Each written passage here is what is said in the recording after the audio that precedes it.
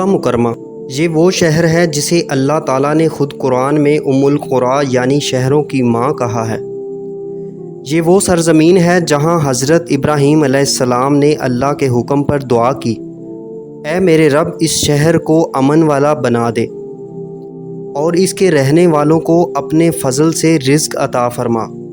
یہاں کی ریت پر انبیاء کے قدموں کے نشان ہیں، یہاں کی ہوا میں وحی کی خوشبو ہے، یہاں کے پہاڑ اس بات کی گواہ ہیں کہ یہ شہر اللہ کے خاص بندوں کا مسکن رہا ہے۔ یہ وہی جگہ ہے جہاں سے اسلام کا سورج طلوع ہوا اور جس نے دنیا کی تاریخ کا رخ بدل دیا۔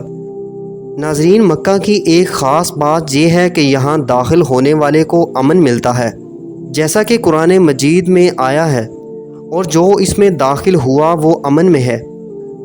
مکہ کی فضیلت کا یہ عالم ہے کہ نبی کریم صلی اللہ علیہ وسلم نے فرمایا، اللہ کی قسم تو زمین کا سب سے بہترین اور سب سے زیادہ محبوب شہر ہے، اور اگر تیرے لوگوں نے مجھے نہ نکالا ہوتا تو میں کبھی تجھے نہ چھوڑتا۔